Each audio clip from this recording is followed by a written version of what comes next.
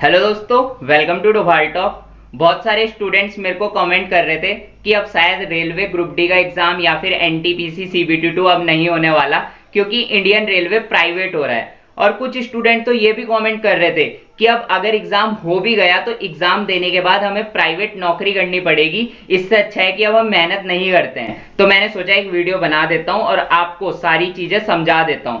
तो यार वीडियो को पूरा देखना और ज्ञान लेना है तो पूरा लेना, आधा अधूरा ज्ञान बेकार होता है। सबसे पहले हम ये बात कर लेते हैं कि इंडियन रेलवे को आखिरकार प्राइवेट किया क्यों जा रहा है। देखो, इंडियन रेलवे में बहुत सारी ट्रेन्स हैं, बहुत सारी मालगाड़ी हैं, ट्रेन की पटरियां हैं, बहुत सारे इंप्लॉयज यहाँ पर काम कर रहे हैं।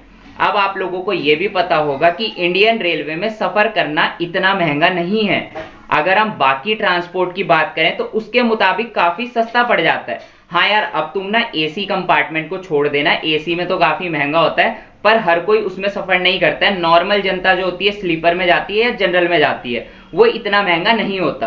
अब यार ये जो ट्रेन जब भी पटरियों पे चलती है तो कई बार ट्रेन में दिक्कत आ जाती है, कई बार यार रेलवे ट्रैक पे भी दिक्कत आ जाती है, कई बार स्टेशन में भी प्रॉब्लम आ जाती है। और ये काफी बड़ी बड़ी चीजें हैं, इनमें जो मेंटेनेंस का खर्चा है वो काफी ज्यादा आता है। और सरकार का कहना है जितना भी पैसा हम रेलवे से निकालते हैं ना, वो पैसा यहाँ पे लग जाता है या फिर इंप्लॉयज की सैलरी में चले जाता है। जितना बेनिफिट हमें रेलवे से होना चाहिए उतना बेनिफिट नहीं हो पाता। अब मैं ये नहीं कह रहा हूं कि सरकार को बिल्कुल भी बेनिफिट नहीं होता, अच्छा खासा बेनिफिट सरकार को वैसे भी हो जाता है, चाहे वो सारा पैसा निकाल दे मेंटेनेंस का भी, सैलरीज का भी। लेकिन सरकार चाहती है उनको और ज्यादा बेनिफिट हो इंडियन रेलवे से। तो वो क्या कर रही है, वो कुछ प्राइवेट कंपनीज को कह रही है कि आप इंडियन रेलवेज में अपना पैसा इन्वेस्ट करो। और यार इससे ना काफी ज्यादा बेनिफिट सरकार को होगा। बेनिफिट ये होगा कि कंपनीज इकट्ठा पैसा दे देगी सरकार को, सरकार पे इकट्ठा पैसा आ जाएगा, उसको वो कहीं और इन्वेस्ट कर लेंगे और वहां से भी बेनिफिट ले लेंगे।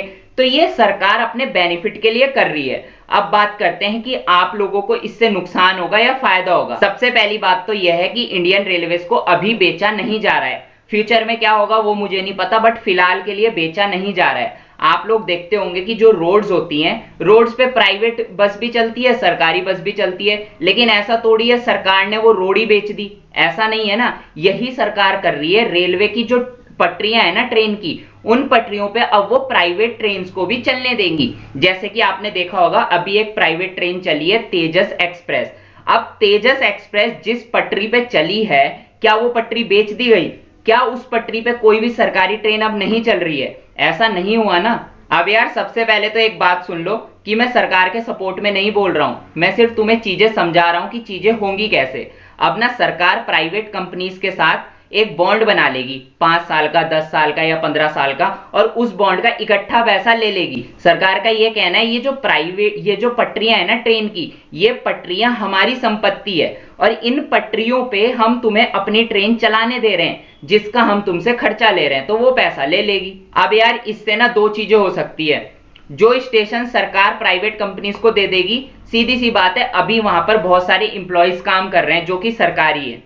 अब जो सरकारी इंप्लॉय है उसको प्राइवेट तो बनाया नहीं जाएगा, ये तो कंफर्म है, वो प्राइवेट में नहीं जाएगा, वो सरकार के लिए ही काम करेगा और सरकारी जो सैलरी मिल रही है वही सैलरी उसे मिलेगी। लेकिन एक चीज हो सकती है कि अगर वो स्टेशन प्राइवेट हो गया है और वहां पे जो प्राइवेट कंपनी है वो अपने हिसाब से काम करा सकती है उस सरकारी इंप्लॉयज से।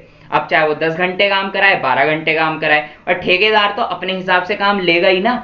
जब उन्होंने पैसा दे दिया सरकार को, स्टेशन ले लिया है कि हम यहाँ अपनी ट्रेन चलाएंगे, तो यार वो अपने हिसाब से काम करा सकता है। लेकिन सिर्फ ये पॉसिबिलिटी है। इसकी जगह एक चीज और हो सकती है कि जो सरकारी इंप्लॉय हैं वो सरकारी ही रहें और वो सरकारी ट्रेन्स में देखें जो हिसाब किताब चल रहा है। बाकी जो प्राइवेट कंपनी अपना पैसा इन्वेस्ट कर रही है वो अपने इंप्लॉय रखे खुद, और वो अपने इंप्लॉय से अपने हिसाब से काम कराए। और जहां तक मुझे लग रहा है ऐसा ही होगा कि जो प्राइवेट कंपनीज हैं वो अपने इंप्लॉयज रखेंगी, उनसे अपना काम कराएगी। अब बात करते हैं जो एनटीपीसी और ग्रुप डी की भर्ती चल रही है, इसमें कोई दिक्कत आएगी? इसमें कुछ भी दिक्कत नहीं आएगी। प्राइवेट तो सिर्फ 5% एरिया हो रहा है, रेलवे का 95% अभी भी आपका सरकारी है। और जो आपकी रिक्रूटमेंट चल रही होती है ना प्रेजेंट में, उसमें कभी भी कोई दिक्कत नहीं आती है। तो आप तो बेफिक्र रहो, आपका एग्जाम भी होगा, आपकी जॉब भी मिलेगी और आप सरकारी नौकरी भी करोगे। लेकिन एक बात है कि आने वाले 10 साल के बाद थोड़ी दिक्कत आ सकती है, ज्यादा भी आ सकती है। जब इंडियन रेलवेज को दिखेगा कि हाँ भाई प्राइवेट कंपनीज आई, उन्होंने अपनी ट्रेन चलाई और वो काफी बेनिफिट ले रही हैं, तो ये भी ऐसा ही करेंगे, ये कहेंगे और प्राइवेट में दो और प्राइवेट में देंगे, तो धीरे धीरे धीरे धीरे सरकारी नौकरी थोड़ी कम होती रहेंगी, वैकेंसीज डिक्रीज होती रहेंगी। जो सरकारी है वो तो खैर रहेगा ही, लेकिन जो नई रिक्रूटमेंट होंगी आगे चल के 10 साल के बाद, वो थोड़ा हो सकता है कि प्राइवेट बेस पे ही हो। तो मेन मुद्दा तो ये है कि आप लोग जो तैयारी कर रहे हो अभी या फिर जो अगले 5 साल तक तैयारी करोगे, आपके लिए कोई दिक्कत नहीं है, आराम से तैयारी करो, पेपर दो, पेपर निकालो, सरकारी नौकरी ले लो। मिलते हैं अपनी नेक्स्ट वीडियो में, तब तक के लिए गुड बाय।